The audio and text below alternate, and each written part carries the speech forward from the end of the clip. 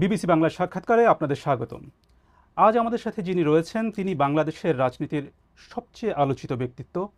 দীর্ঘ ১৭ বছর নির্বাসনে থেকেও তিনি বাংলাদেশের প্রধান একটি রাজনৈতিক দলকে নেতৃত্ব দিয়ে গেছেন এবং বাংলাদেশের রাজনীতিতে সবসময়ই একজন গুরুত্বপূর্ণ চরিত্র হিসেবে থেকেছেন। ২০০৮ সালে নির্বাসনে যাবার পর এই প্রথম তিনি গণমাধ্যমের মুখোমুখি হয়েছেন। আমাদের সাথে রয়েছেন বিএনপির ভারপ্রাপ্ত চেয়ারম্যান তারেক রহমান। বিবিসি বাংলার সাক্ষাৎকারে আপনাদের সাথে রয়েছি আমি মীর সাব্বির, আমার সাথে রয়েছেন সহকর্মী কাদির কল্লোল। তারেক রহমান, আপনাকে অনেক ধন্যবাদ বিবিসি বাংলার সাথে যোগ দেবার জন্য। আপনাদেরকে অনেক ধন্যবাদ আমাকে কথা বলার সুযোগ করে দেওয়ার জন্য। প্রথমে জানতে চাই আপনি কেমন আছেন, আপনার সময় কেমন যাচ্ছে? আলহামদুলিল্লাহ, আমি শারীরিকভাবে ভালো আছি। সময় তো স্বাভাবিকভাবে ব্যস্তই যাচ্ছে সময়। ফিজিক্যালি হয়তো আমি এই দেশে আছি, বাট মন মানসিকতা সবকিছু মিলিয়ে তো আমি গত 17 বছর ধরে বাংলাদেশেই রয়ে গিয়েছি। আমরা এমন একটা সময় আপনার সাথে কথা বলছি যখন বাংলাদেশ ইতিহাসে একটা গুরুত্বপূর্ণ সন্ধিক্ষণে দাঁড়িয়ে আছে বললে ভুল বলা হবে না। ২০২৪ সালে একটা ঐতিহাসিক গণ অভ্যুত্থানের মধ্য দিয়ে আওয়ামী লীগ সরকারের দেড় দশকের শাসনের অবসান হয়েছে। আর কয়েক মাসের মধ্যেই বাংলাদেশ একটি নির্বাচনের দিকে এগিয়ে যাচ্ছে। এর মধ্যে আপনি আপনার অনেক দলীয় অনুষ্ঠানে আপনি যোগ দিয়েছেন, কথা বলেছেন, নিয়মিতই কথা বলে যাচ্ছেন, কিন্তু গণমাধ্যমের সাথে আপনি এই দীর্ঘ সময় কথা বলেননি। এতদিন ধরে আপনি কথা বলেননি কেন? আহ, ব্যাপারটা বোধহয় এরকম না, ব্যাপারটা বোধহয় একটু ভিন্ন। আসলে আমি কথা ঠিকই বলেছি। আমি দীর্ঘ 17 বছর এখানে আছি এই দেশে প্রবাস জীবনে। তবে আমার উপরে যখন দলের দায়িত্ব এসে পড়েছে, তারপর থেকে আমি গ্রামে গঞ্জে আমার নেতাকর্মী সহ তাদের সাথে বিভিন্ন পর্যায়ে সাধারণ মানুষ যখন যেভাবে অংশগ্রহণ করেছে, আমি সকলের সাথে কথা বলেছি।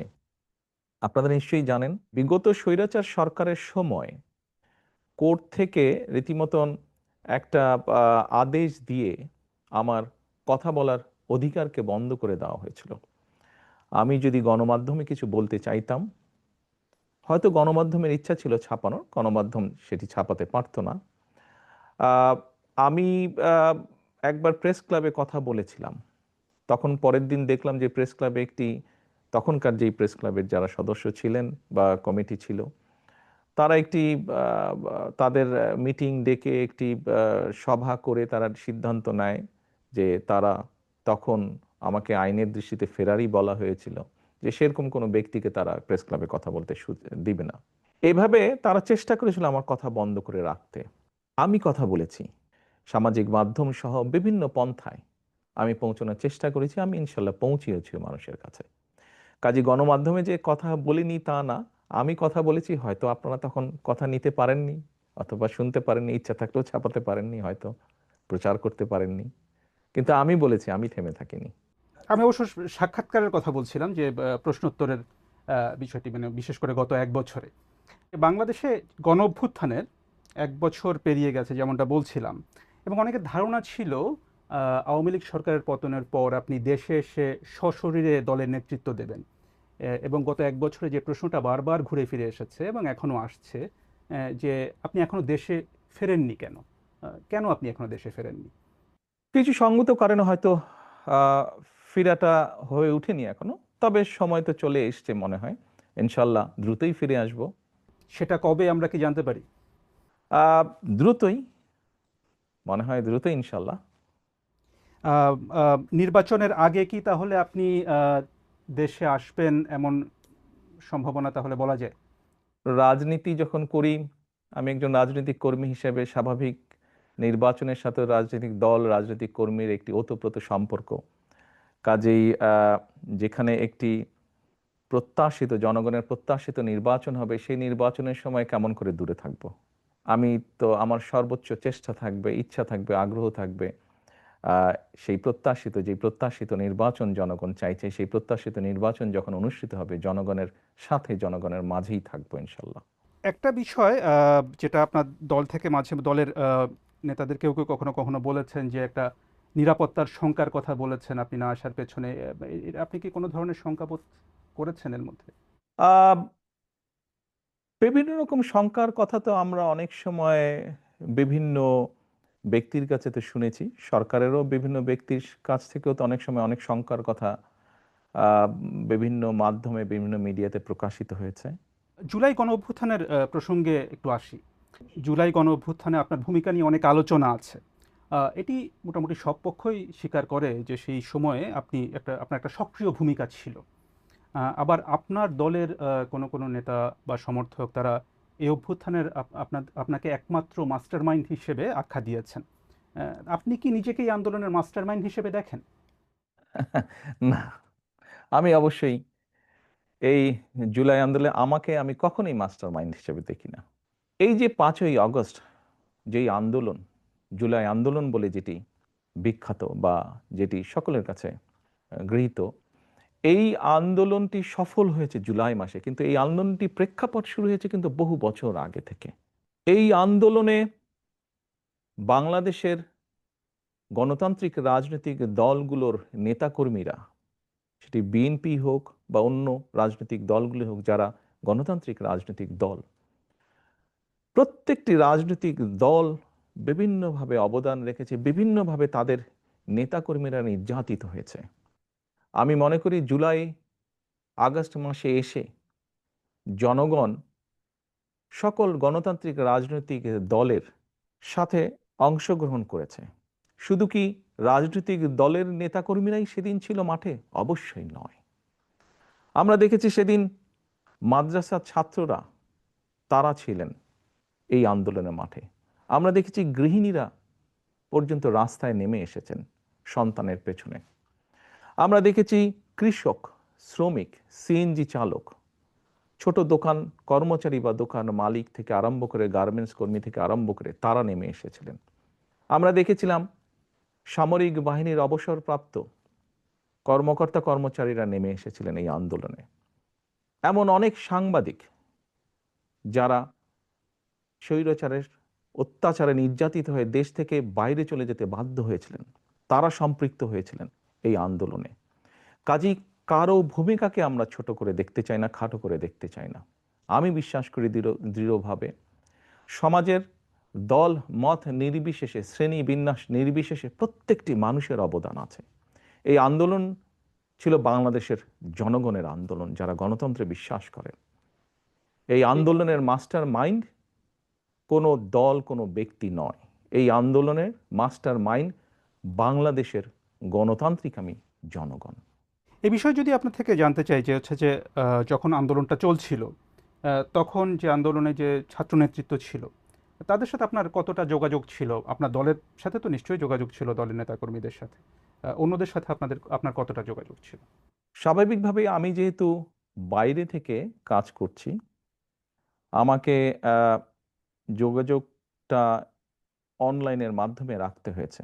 এবং সেই দিনগুলোতে আপনাদের নিশ্চয়ই মনে আছে যে টেলিফোন সিস্টেম বা অনলাইন সিস্টেমের কি অবস্থা করেছিল স্বৈরাচার। আপনি যোগাযোগের যেটি কথা বলেছেন, এই যোগাযোগটি প্রত্যক্ষ পরোক্ষ বিভিন্নভাবে আমাদেরকে করতে হয়েছে, বিভিন্ন মাধ্যমে করতে হয়েছে।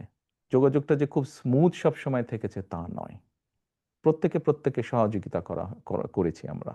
এই যে ছাত্র জনতার যে অভ্যুত্থান, সেটির পরে এটার কৃতিত্ব কার সেটা নিয়ে বিভিন্ন পক্ষ দাবি করেছে। তাতে কি আপনার মনে হয় যে এর ফলে বিভিন্ন পক্ষের যে সংকীর্ণ স্বার্থ পূরণের চেষ্টা সেটাই একটু বেশি প্রকট হয়েছে, এবং এখানে বিএনপির আসলে কোনো দায় আছে কিনা? দেখুন, ব্যাপারটা আমরা যদি একটু অন্যভাবে দেখি, বাংলাদেশের ইতিহাসে এখন পর্যন্ত এটি একটি অবিস্মরণীয় ঘটনা। এই আন্দোলন, মানুষের এই আত্মত্যাগ, সাধারণত কোনো রাজনৈতিক আন্দোলনে, স্বৈরাচারের বিরুদ্ধে আন্দোলনে শিশু হত্যা হয় না, শিশু শহীদ হয় না, শিশু মৃত্যুবরণ করে না। বাট আমরা দেখেছি এই আন্দোলনে, স্বৈরাচারের এই আন্দোলনে যতটুকু আমার মনে আছে, প্রায় 63 জন শিশু শহীদ হয়েছে, মারা গিয়েছে। আমি আগেই বলেছি, আপনার আগের প্রশ্নের উত্তরে বলেছি যে এই আন্দোলনের ক্রেডিট দল মত নির্বিশেষে বাংলাদেশের জনগণের, কোনো একটি রাজনৈতিক দলের নয়। অনেকে হয়তো অনেক কিছু বলে থাকতে পারেন, ডিমান্ড করতে পারেন, সেটি তাদের অবস্থান। আমি বা আমার দলের অবস্থান হচ্ছে আন্দোলন হয়ে গিয়েছে, আন্দোলনের জনগণ সফলতা লাভ করেছেন। আন্দোলনে স্বাভাবিকভাবেই দুটো পক্ষ আছে। একটি পক্ষ হচ্ছে মানুষ শহীদ হয়েছে, 2000 মতন মানুষকে হত্যা করা হয়েছে আন্দোলনে। আবার আরেকটি পক্ষ হচ্ছে প্রায় 30,000-এর মতন মানুষ বিভিন্নভাবে ক্ষতিগ্রস্ত হয়েছেন, পঙ্গুত্ব বরণ করেছেন, অন্ধ হয়ে গিয়েছেন।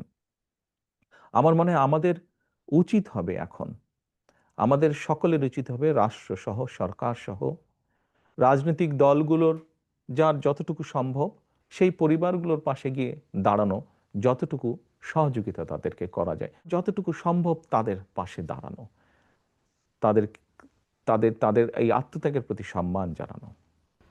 আগামী কয়েক মাস পরে নির্বাচনের কথা রয়েছে। নির্বাচনে বিএনপির প্রস্তুতি এবং কৌশল নিয়ে আমরা কথা বলবো।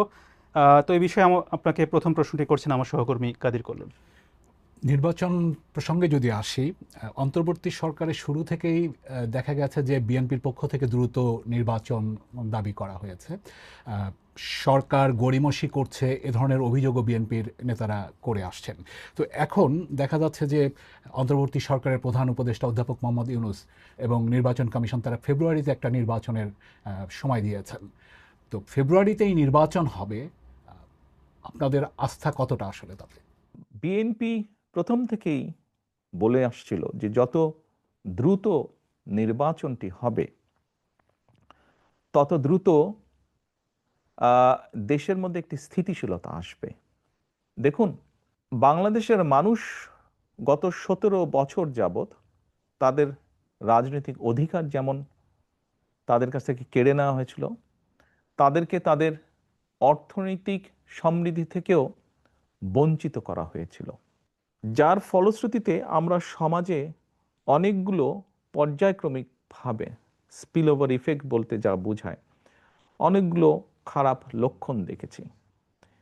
বেকার সমস্যা বেড়েছে, দারিদ্রতা বেড়েছে, শিক্ষা ব্যবস্থা ধীরে ধীরে ধ্বংস হয়ে গিয়েছে, চিকিৎসা ব্যবস্থা ধীরে ধীরে ধ্বংস হয়ে গিয়েছে, কৃষি ব্যবস্থা ধীরে ধীরে ধ্বংস হয়েছে।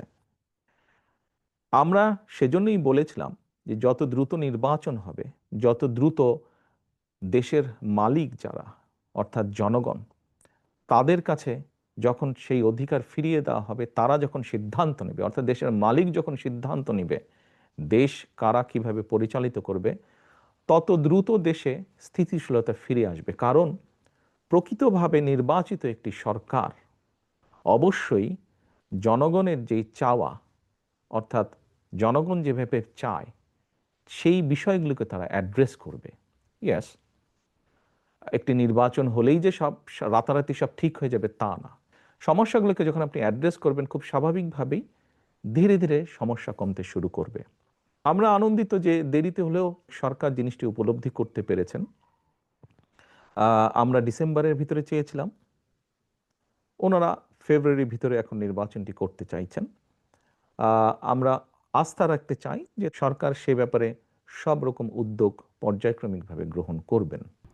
এখন যেহেতু আপনারা বলছেন যে আপনারা আস্থা রাখতে চান, সেখানে নির্বাচন নিয়ে আপনার পরিকল্পনাটা কি? মানে এককভাবে বিএনপি নির্বাচন করবে, মানে দলগতভাবে, নাকি জোটবদ্ধভাবে আসন ভাগাভাগির মাধ্যমে নির্বাচন করবে? খুব ট্রিকি কোয়েশ্চেন একটু।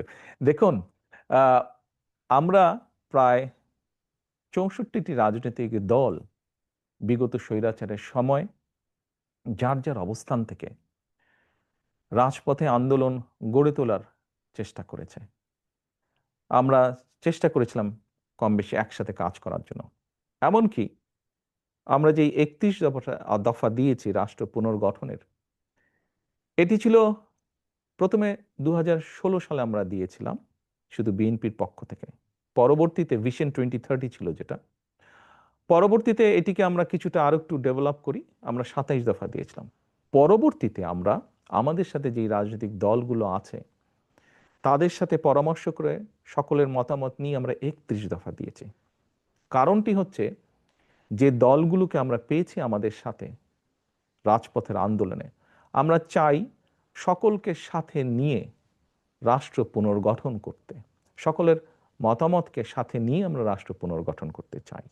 সেখানে তাহলে মানে যারা আন্দোলন করেছে তারাই, নাকি মানে মিত্র কারা হবে আসলে, কারা সাথে থাকবে আপনাদের নির্বাচনকে সামনে রেখে? ওই যে বললাম, কম বেশি সকলকে নিয়ে আমরা রাষ্ট্র গঠন করতে চাই। কিন্তু দেখা গেছে যে জামায়াতে ইসলামী তারা কিছু দলকে নিয়ে বিএনপি বিরোধী একটি জোট করার ইঙ্গিত দিচ্ছে। সেটিকে মানে মানে আপনারা কি উদ্বেগ হিসেবে দেখেন? মানে আপনারা কিভাবে দেখেন সেটা? দেখুন,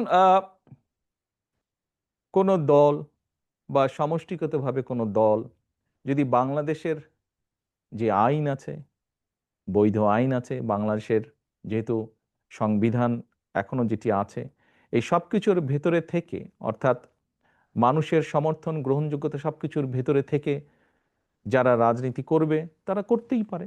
এটাতে তো কোনো সমস্যা বা উদ্বেগের কোনো কারণ আমি দেখি না।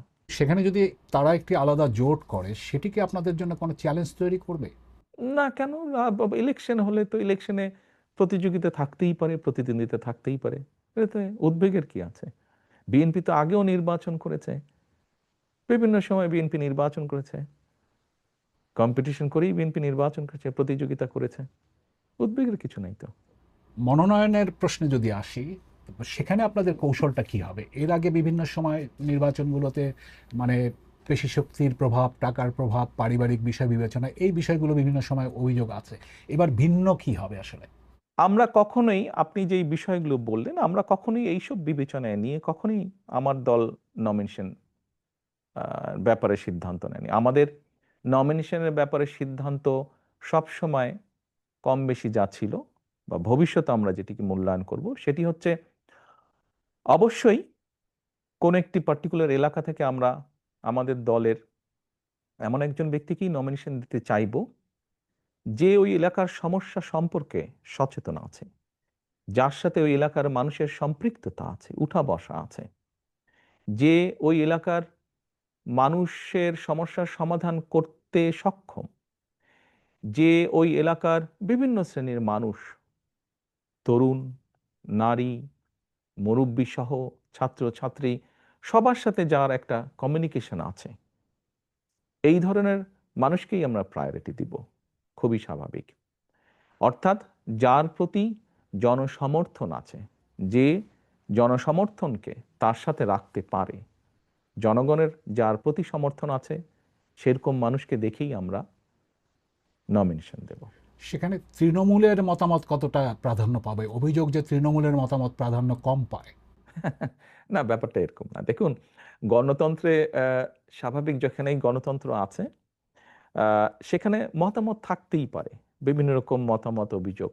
হয়তো এক জায়গায় 50 জন আছে, 50 জনের মধ্যে 30 জন একটি কথা বলছে, 15 জন একটি কথা বলছে, বাকি সংখ্যক ব্যক্তি আরেকটি কথা বলছে। তাহলে আপনি কি বলবেন যে মতামত না হচ্ছে? না, না। স্বাভাবিকভাবেই যেখানে আমরা মেজরিটির যেটা মতামত পাবো এলাকার মানুষের কম বেশি, আমরা তো আমাদের মতন করে খোঁজ করছি, সেটি তৃণমূলই হোক বা সেটি সাধারণ মানুষের হোক। এখানে একটি বিষয় উল্লেখযোগ্য, আহ, আমরা কিন্তু দলের নেতৃত্ব নির্বাচন করছি না।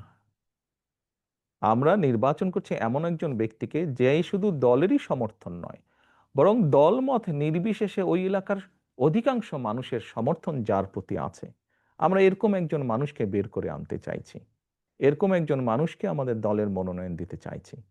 শুধু দল দিয়ে তো নির্বাচন হবে না, নির্বাচনে তো সাধারণ মানুষের অংশগ্রহণ থাকে, বিভিন্ন মানুষের অংশগ্রহণ থাকে। কাজেই যার সমর্থন আমরা খুঁজে বের করার চেষ্টা করছি, যার প্রতি বিভিন্ন শ্রেণী পেশার মানুষের সমর্থন আছে, শুধুমাত্র দলীয় সমর্থন নয়, এরকম মানুষ। নির্বাচন প্রসঙ্গে আপনার কাছে জানতে চাই যে আগামী নির্বাচনে আপনার ভূমিকা কি হবে? আপনি কি সরাসরি নির্বাচন করছেন? আপনাকে কি আমরা প্রধানমন্ত্রী পদের প্রত্যাশী হিসেবে দেখতে পাবো নির্বাচনে? আমার মনে হয় আপনি প্রথম দিকে বোধহয় একটা প্রশ্ন করেছেন, আমি ওখানে বলেছিলাম যে স্বাভাবিক আমি একজন রাজনৈতিক দলের সদস্য, একজন রাজনৈতিক কর্মী। আমি নির্বাচনের সাথে তো রাজনৈতিক দল এবং রাজনৈতিক কর্মীর ওতপ্রোত সম্পর্ক। কাজেই নির্বাচন যেখানে একটি আহ, মানে জনগণের সম্পৃক্ত এরকম একটি নির্বাচন হবে, সেখানে তো অবশ্যই আমি নিজেকে দূরে থাকতে পারবো না, আমাকে আসতেই হবে। স্বাভাবিকভাবেই আহ, মাঠেই ইনশাল্লাহ থাকবো আমি। আপনি আপনার প্রশ্নের পরের যে অংশটি ছিল, দেখুন, আমি মনে করি এটির সিদ্ধান্ত বাংলাদেশের জনগণের, এটি তো আমার সিদ্ধান্ত না, এটি সিদ্ধান্ত নেবে বাংলাদেশের জনগণ। কিন্তু আপনি নির্বাচনে অংশ নেবেন কিনা সেই সিদ্ধান্ত তো আপনাকে নিতে হবে। না না, সেটি তো নিব, কেন নিব না, অবশ্যই নিব। আপনি নির্বাচনে অংশ নিচ্ছেন তাহলে? জি ইনশাল্লাহ। অর্থাৎ আপনি বিএনপি যদি ক্ষমতায় আসে বা নির্বাচনে অংশ নেয়, সেক্ষেত্রে প্রধানমন্ত্রী পদের প্রত্যাশী হিসাবে আমরা তারেক রহমানকে দেখতে পাবো, সেটা আমরা নিশ্চিতভাবে বলতে পারি, এটির সিদ্ধান্ত তো বাংলাদেশের জনগণের। বিএনপির পক্ষ থেকে। সেক্ষেত্রে তো এটি দল সিদ্ধান্ত নেবে, দল কিভাবে করবে এটি তো দলের সিদ্ধান্ত। আহ, সাবেক প্রধানমন্ত্রী এবং আপনাদের দলের চেয়ারপারসন খালেদা জিয়া, আহ, তিনি কি এই নির্বাচনে কোনো ভূমিকায় থাকবেন? তাকে কি আমরা নির্বাচনে কোনো ভূমিকায় দেখতে পাবো?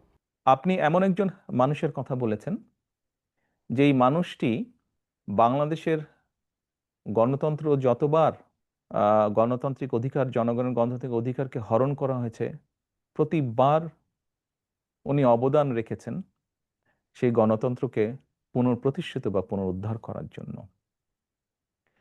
এবারও আপনাদের সকলের চোখের সামনেই ঘটেছে যে কিভাবে স্বৈরাচারের সময় তার উপরে অত্যাচারের খড়গ হস্ত নেমে আসে, কিন্তু উনি আপোস করেননি। এরকম একজন ব্যক্তি আজ অসুস্থ, এবং কেন, কিভাবে উনি শারীরিকভাবে অসুস্থ হলেন, তাকে মিথ্যে মামলায় জড়িয়ে তাকে জেলখানায় নিয়ে যাওয়া হলো। আমরা দেখেছিলাম একজন সুস্থ মানুষ গিয়েছেন, কিন্তু যখন বেরিয়ে এসেছেন একজন অসুস্থ মানুষ বেরিয়ে এসেছেন, তাকে চিকিৎসার সুযোগ থেকেও বঞ্চিত করা হয়েছে। এই সবগুলো ঘটনা দেশবাসী জানেন। তারপরেও যে মানুষটির এত বড় অবদান রয়েছে বাংলাদেশের গণতন্ত্রকে প্রতিষ্ঠিত করার, আমি সেই দলের একজন কর্মী হিসাবে আহ, বিশ্বাস করি বা বিশ্বাস করতে চাই, গণতন্ত্রকে পুনঃপ্রতিষ্ঠিত করার প্রথম পদক্ষেপ হিসাবে যেই প্রত্যাশিত, জনপ্রত্যাশিত যে নির্বাচনটি অনুষ্ঠিত হতে যাচ্ছে, ওনার শারীরিক সক্ষমতা যদি অ্যালাউ করে ওনাকে, নিশ্চয়ই উনি কিছু না কিছু ভূমিকা রাখবেন। সেটা কি নির্বাচনে অংশগ্রহণ হতে পারে? এইটি আমি এখনো বলতে পারছি না। আমি মাত্রই বললাম যে ওনার শারীরিক ফিজিক্যাল এবিলিটির উপরে বিষয়টি কিছুটা হলেও নির্ভর করছে। এ প্রসঙ্গে প্রশ্ন চলে আসে বিএনপির ভবিষ্যৎ নেতৃত্ব নিয়ে। আপনার বাবা সাবেক প্রেসিডেন্ট জিয়াউর রহমান বিএনপি প্রতিষ্ঠা করেছিলেন। আপনার মা সাবেক প্রধানমন্ত্রী খালেদা জিয়া, তিনি 4 দশক বিএনপির নেতৃত্ব দিয়েছেন। আম, এখন আপনি বিএনপির নেতৃত্বে রয়েছেন, কার্যত দলের নেতৃত্বে রয়েছেন আপনি। বিএনপির ভবিষ্যৎ নেতৃত্বে আহ, পরিবারের প্রভাব কতটা থাকবে? দেখুন, বিষয়টিকে আমি একটু তাহলে অন্যভাবে উপস্থাপন করি। সব রকম সকলের মতামতের প্রতি শ্রদ্ধা রেখেই আমি বলতে চাইছি। দেখুন, একজন চিকিৎসকের সন্তান যখন চিকিৎসক হয়, তখন সে ভালোও করে, সে খারাপও করে। একজন লয়ারের সন্তানও দেখা যায় যে অনেক সময় বাবা মায়ের মতন ভালো লয়ার হয় অথবা হয় না। রাজনীতিবিদদের ক্ষেত্রে অনেকের সন্তান পলিটিক্সে এসেছে। সবাই কি ভালো করেছে? সবাই ভালো করেনি। কেউ কেউ করেছে, কেউ কেউ করতে পারেনি ভালো। আপনি যদি আমাকে ইঙ্গিত করে থাকেন, তাহলে এভাবে আমি বলবো যে দেখুন, আমরা দেখেছি বাংলাদেশের মতন দেশে রাজনীতি যারা করেন, বিগত 17 বছরে দেখেছি, তার আগেও আমরা দেখেছি, রাজনীতিবিদরা রাজনীতি করতে গিয়ে বিভিন্নভাবে হ্যারাসমেন্টের শিকার হন, মিথ্যে মামলার শিকার হন। আমাদের বহু নেতাকর্মী শারীরিক নির্যাতনের শিকার হয়েছে, জেল জুলুম খেটেছে, ঘর বাড়ি ভেঙে দেওয়া হয়েছে। যেই কয়টা উদাহরণ দিলাম আমি মাত্র, আপনি কি বলতে পারবেন এর কোনোটার মধ্যে দিয়ে আমি যাইনি? এর প্রতিটার ভেতর দিয়ে আমি গিয়েছি, প্রত্যেকটা স্তর পার করে এসেছি। আমি শারীরিকভাবে নির্যাতিত হয়েছি, যেই নির্যাতনের চিহ্ন এখনো কখনো কখনো আমাকে সহ্য করতে হয়। জেল জুলুম খেটেছি আমি, বিভিন্নভাবে মিথ্যা অপপ্রচারের শিকার হয়েছি আমি। সব কিছুর ভিতর দিয়ে আমি পেরিয়ে এসেছি। কাজেই এই জন্য এই কথাগুলো আমি বললাম যে রাজনীতি পরিবারীকরণ হয় না, এটি সমর্থনের ভিত্তিতে হয়। কাজেই যার যে অর্গানাইজ করে জনগণকে ঐক্যবদ্ধ করে, দলকে ঐক্যবদ্ধ করে সামনে এগিয়ে যেতে পারবে, সে এগিয়ে যেতে পারবে। কেউ যদি এগিয়ে যেতে না পারে, তাহলে সে এগিয়ে যেতে পারবে না। সময় পরিস্থিতি সবকিছু প্রমাণ করে দিবে, বলবে। আপনার স্ত্রী বা কন্যা বা আপনার পরিবারে যারা আছেন তারা রাজনীতিতে আসবেন কিনা এটা নিয়ে কিন্তু ব্যাপক আলোচনা আছে, আলোচনা হয় কিন্তু রাজনীতিতে। তো এ ধরনের কি কোনো সম্ভাবনা আছে বা তারা আগ্রহী কিনা রাজনীতিতে আসার ব্যাপারে? আমি ওই যে বললাম, সময় পরিস্থিতি বলে দিবে ওটা। একটু আবার আপনাদের নির্বাচন সরকারের দিকে যাই। বিএনপি সর্বশেষ সরকারে ছিল 2001 থেকে 2006 সালের মধ্যে। এর প্রায় 19 বছর পরে বিএনপির সামনে আবার একটা সরকার গঠনের সুযোগ তৈরি হয়েছে। এবং সেই তখনকার যে বিএনপি আর এখনকার যে বিএনপি, এই দুটোর মধ্যে পার্থক্যটা আপনি কোথায় কি বলবেন যে পার্থক্য কি? এই 19 বছরে আমরা বাংলাদেশ বলি বা পুরো বিশ্ব বলি, অনেক কিছু পরিবর্তিত হয়েছে। সমাজ ব্যবস্থা পরিবর্তিত হয়েছে, অর্থনৈতিক ব্যবস্থা পরিবর্তিত হয়েছে। দুটো বড় বড় জিনিসের বোধহয় পরিবর্তন হয়েছে। একটি হচ্ছে কোভিডের ভিতর দিয়ে পুরো বিশ্ব গিয়েছে।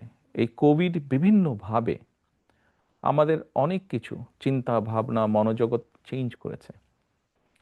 ঠিক একইভাবে যদি আরেকটি বিষয় আমরা দেখি, এই যে আপনার সাথে আমি কথা বলছি অনলাইনে, এই যে আইটি বা সোশ্যাল মিডিয়া, এই পুরা বিষয়টা কিন্তু মানুষের মনোজগৎকে ভিন্নভাবে ভিন্ন রকম করেছে। অনেক ক্ষেত্রে একটা একটা একটা মনোজগতে একটা প্রভাব বিস্তার করেছে। খুব স্বাভাবিকভাবে আপনি যেই সময়ের কথা বলেছেন সেই সময় এই বিষয়গুলো হয়তো সেভাবে ছিল না।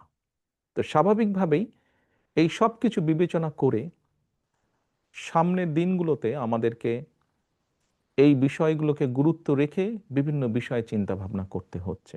আমরা সেভাবে চিন্তা ভাবনা করে আমাদের প্ল্যান প্রোগ্রাম বিষয়গুলোকে আমরা সাজাচ্ছি।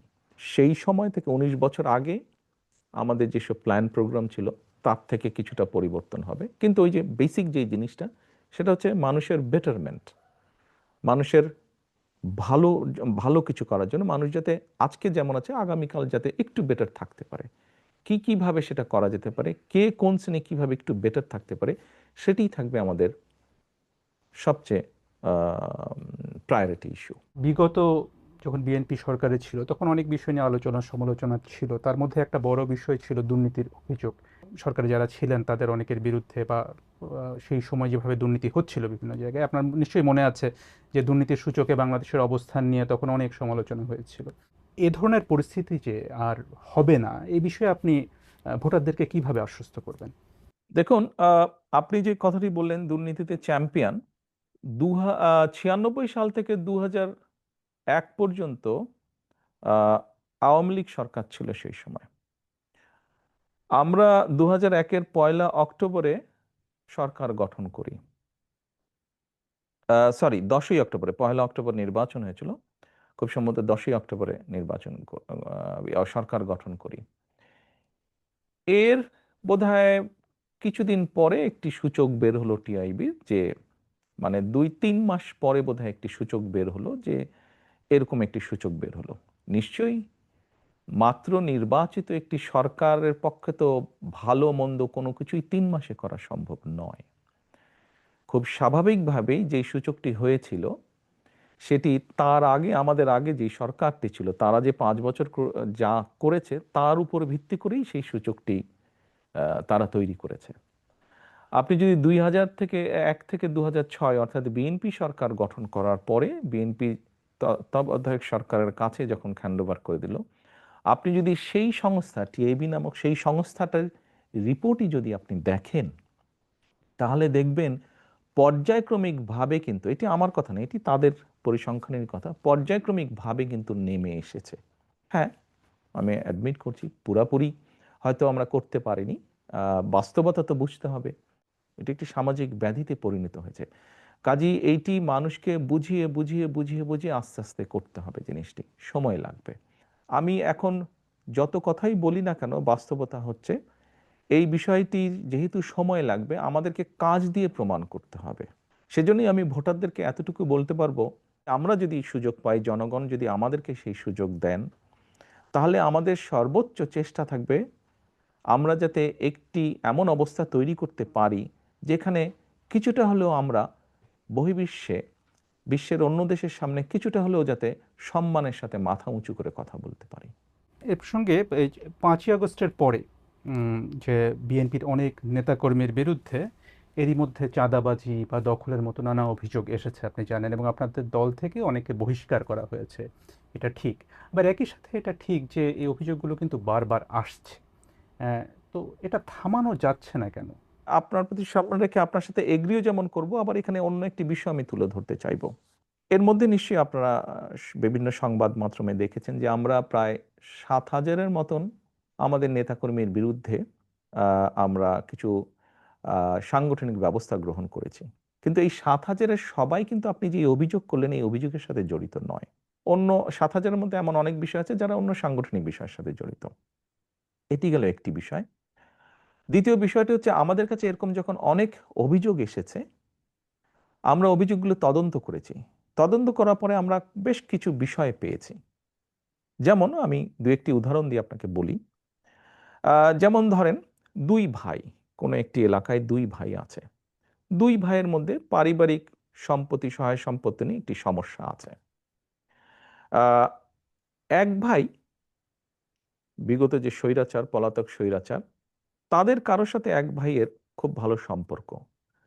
তার ফলে সে সেই স্বৈরাচারের যে দোসর, যার সাথে এই এক ভাইয়ের সম্পর্ক, সে তার ইনফ্লুয়েন্সটি ব্যবহার করে অন্য ভাইয়ের সম্পত্তিও জোর করে দখল করে রেখেছে। এখন 5 তারিখের পরে যে ভাই স্বৈরাচারের দোসরকে ব্যবহার করেছিল সেই দোসরও তো পালিয়ে গিয়েছে। তো স্বাভাবিকভাবেই সেই ভাই এখন আর শেল্টার পাচ্ছে না। তো অন্য যার সম্পত্তি জোর করে রেখে দিয়েছিল অন্য ভাইটি, সেই অন্য ভাইটি স্বাভাবিকভাবে তার হক আদায় করতে গিয়েছে বা হক বুঝে নিতে গিয়েছে। এখন অ্যাক্সিডেন্টলি বা ইনসিডেন্টলি যে ভাই এতদিন ভাবে বঞ্চিত ছিল সম্পত্তি থেকে, সেই ভাই বিএনপি করে, বিএনপির কোনো একজন কর্মী বা স্ট্রং সমর্থক বা নেতা যেটাই হোক, চাপিয়ে দিল, অভিযোগ তুলে দিল অন্যজন যে বিএনপি দখল করতে গেছে, বিএনপির নেতাকর্মী দখল করতে। এরকম ঘটনা আমরা প্রচুর পেয়েছি। আবার আরেকটি আমি উদাহরণ দেই, যা সত্য, যা বাস্তব। স্বৈরাচারের সময় আমাদের সারা বাংলাদেশে আমাদের প্রায় 50 লক্ষের বেশি নেতাকর্মীর নামে বিভিন্ন রকম গায়েবী মিথ্যে মামলা দেওয়া হয়েছিল। আমাদের বহু নেতাকর্মী তাদের ঘর বাড়িতে থাকতে পারতো না, তাদেরকে বিভিন্নভাবে পালিয়ে থাকতে হতো, বিভিন্নভাবে সরে থাকতে হতো। এই সুযোগে স্বৈরাচার তাদের ব্যবসা বাণিজ্য, দোকান পাট, ঘর বাড়ি, জমি জমা, পুকুর দখল করে নিয়েছিল। 5 তারিখে যখন স্বৈরাচার পলাতক হয়ে গিয়েছে, পালিয়ে গিয়েছে, তখন স্বৈরাচারের যারা দখল করেছে তারাও সাথে সাথে পালিয়ে গিয়েছে। স্বাভাবিকভাবেই আমাদের নেতাকর্মীরা তাদের নিজেদের যেগুলি বৈধ সম্পত্তি, পৈতৃক সম্পত্তি, সেগুলো আবার ফিরে পেতে গিয়েছে। তখন আবার কিছু সংখ্যক লোক প্রচার করেছে যে বিএনপির লোকজন দখল করতে গিয়েছে। এরকম ঘটনা প্রচুর ঘটেছে। আপনি যেই কথাটি বললেন সেরকমও কিছু ঘটেছে ঘটনা, এবং সে কারণেই আমরা আমাদের অবস্থান থেকে ব্যবস্থা গ্রহণ করেছি। তবে এখানে আমার একটি প্রশ্ন আছে, যে প্রশ্নটি আমরা পাবলিকলিও করেছি। দেখুন, আমরা একটি রাজনৈতিক দল, কিছু ঘটনা ঘটেছে, আমরা অস্বীকার করছি না, ঘটেছে। যেমন আমরা ব্যবস্থা নিয়েছি তাদের বিরুদ্ধে, যতটুকু আমরা জেনেছি, যতটুকু আমরা তদন্তের পরে পেয়েছি, যখন সত্যতা পেয়েছি আমরা ব্যবস্থা নিয়েছি। কিন্তু পুলিশিং করা তো আমাদের কাজ না। রাজনৈতিক দলের কাজ অবশ্যই পুলিশিং করা না। আমাদের প্রশ্ন হচ্ছে, আমরা কখনো বলিনি সরকারকে যে অমুককে ধরতে পারবো না, তমুককে ধরতে পারবো না, এই করতে পারবে না, ওই কথা আমরা কিন্তু কখনো বলিনি। আমাদের বক্তব্য হচ্ছে, যাদের কাজ পুলিশিং করা, তারা কেন তাদের কাজটি করছে না, তারা কেন তাদের কাজে ব্যর্থ, এটি আমাদের প্রশ্ন। তার মানে এখানে সরকারের একটা ব্যর্থতা আছে। অবশ্যই, আমি তো আগেই বলছি, পুলিশিং তো রাজনৈতিক দলের কাজ না, পুলিশিং করার দায়িত্ব সরকারের। অর্থাৎ আমরা ধরে নিতে পারি যে আপনারা যদি সরকার গঠন করেন, সেক্ষেত্রে আপনার দলের নেতাকর্মী বা আপনার দলের নামে কোনো চাঁদাবাজি বা দখল এ ধরনের কিছু হলে তারা কেউ সেটা করতে পারবে না, কারণ তখন যেহেতু আপনারা সরকারে থাকবেন। ইয়াস, পুলিশ পুলিশের কাজ করবে, আইন শৃঙ্খলা বাহিনী আইন শৃঙ্খলার কাজ করবে। আমার দলের কোনো নেতাকর্মী বিএনপি ইনশাল্লাহ সরকার গঠন করলে আমার দলের কোনো নেতাকর্মী তখনও যদি এরকম কোনো অনৈতিক কাজে সম্পৃক্ত হয়, আমরা দলের অবস্থান থেকে তার বিরুদ্ধে অবস্থান নিব, দলের তার পক্ষে থাকবে না দলের অবস্থান। এবং দেশের আইন অনুযায়ী দেশের আইন শৃঙ্খলা রক্ষা করার দায়িত্ব যাদের, আইন শৃঙ্খলা বাহিনী, তারা তাদের কাজ করবে। সিম্পল। এখানে দুই দুই চারের মতন ব্যাপার।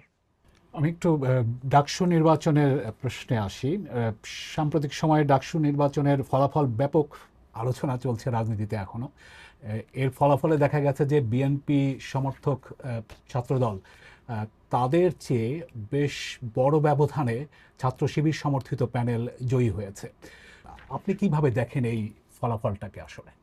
আমি মনে করি গণতান্ত্রিক যাত্রার একটি ভালো উদ্যোগ, এটি ভালো সূচনা। এটি গেলে এক নম্বর। দ্বিতীয় বিষয়টি হচ্ছে, যারা জয়ী হয়েছেন বা এরকম আরো ভবিষ্যতে যারা জয়ী হবেন তাদের প্রতি শুভেচ্ছা, এবং যারা ভবিষ্যতে জয়ী হবেন তাদের প্রতি অগ্রিম শুভেচ্ছা রইল। তৃতীয় বিষয়টি হচ্ছে, দেখুন, একটা অগ্রযাত্রা শুরু হলো, কিন্তু আমরা চাইছিলাম না যে কোনো বিতর্কের মধ্যে এগুলা পড়ুক। আমরা আশা করব যে পরবর্তীতে যেগুলো হবে সেগুলো বিতর্কবিহীন হবে নির্বাচনগুলো। এই নির্বাচনের ফলাফল, মানে ডাকসুর নির্বাচনের ফলাফল, এটা কি জাতীয় রাজনীতিতে কোনো প্রভাব ফেলতে পারে আগামী নির্বাচনকে সামনে রেখে? আপনার কি মনে হয়? আপনি কি মনে করেন সেটা? আমি যেটা দেখলাম বিভিন্ন মিডিয়াতে, কিছু ব্যক্তি, যেমন মান্না ভাই, উনি তো বোধহয় দুবার ভিপি ছিলেন, আমার থেকে অনেক অভিজ্ঞতা সম্পন্ন রাজনীতিবিদ। আমরা যদি ওনার বক্তব্য শুনে থাকি বা ধরে থাকি, তাহলে তো আমি মনে করি না কোনো কারণ আছে। ছাত্র রাজনীতি ছাত্র রাজনীতির জায়গায়, জাতীয় রাজনীতি জাতীয় রাজনীতির জায়গায়। এখন যে সক্রিয় দলগুলো আছে তাদের মধ্যে জামায়াত ইসলামীর প্রশ্নে যদি একটু আসি, যে জামায়াত ইসলামীকে ঘিরে বিএনপির নেতাদের অনেক সমালোচনা করতে দেখা যাচ্ছে গত সাম্প্রতিক সময়ে। তো জামায়াত ইসলামী সম্পর্কে আপনার মনোভাবটা কি আসলে? বিষয়টা হচ্ছে যে, দেখুন, বাংলাদেশের স্বীকৃত যে নিয়ম কানুন, আইন কানুন আছে, এগুলোর ভিতরে থেকে যদি কেউ কেউ যদি রাজনীতি করে, অবশ্যই করতে পারে। বিএনপি সবসময় বহুদলীয় রাজনীতিতে বিশ্বাস করে। কাজেই বিষয়টি আমরা এভাবেই দেখতে চাই। রাজনীতি করার, দেশের যে নিয়ম কানুন, আইন কানুন আছে, তার ভিতরে থেকে যারা রাজনীতি করবে, অবশ্যই সবার রাজনীতি করার অধিকার আছে। এবং আমরা তো চাই সবাই রাজনীতি করুক। বহুদলীয় রাজনীতিতে আমরা বিশ্বাস করি। জামায়াতে ইসলামী তো বিএনপির সাথে এক সময় মিত্র ছিল। বাংলাদেশের স্বাধীনতা যুদ্ধে তাদের বিরোধী ভূমিকা নিয়ে কিন্তু বিএনপি নেতারা এখন অনেকেই প্রশ্ন তুলছেন, সামনে আনছেন। কিন্তু বিএনপি আবার তাদের সাথে সরকারও গঠন করেছিল একটা সময়। 2024 সালে স্বৈরাচার যেই হত্যাগুলো করেছে, দেশ স্বাধীনের পরে যখন তারা সরকার গঠন করেছিল, ক্ষমতায় ছিল, তখনও যে সকল লুটতারাজ তারা করেছে, খুন গুম তারা করেছে, বিগত 17 বছর খুন গুম যারা করে, তারা যা করেছে, এর জবাব যেরকম তাদেরকেই দিতে হবে তাদেরটা, ঠিক একইভাবে 71 সালে কোনো রাজনৈতিক দল যদি তাদের কোনো বিতর্কিত ভূমিকা থেকে থাকে, তাহলে তাদের জবাব তারাই দিবেন। ওটা তো আর আমি দিতে পারবো না। আমারটা আমি দিতে পারবো, অন্যেরটা তো আমি দিতে পারবো না।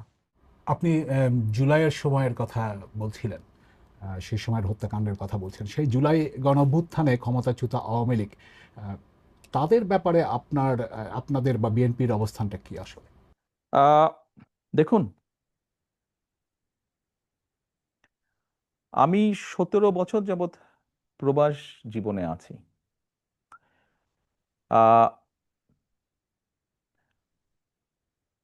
111 তথাকথিত 111 সরকারের সময় যেই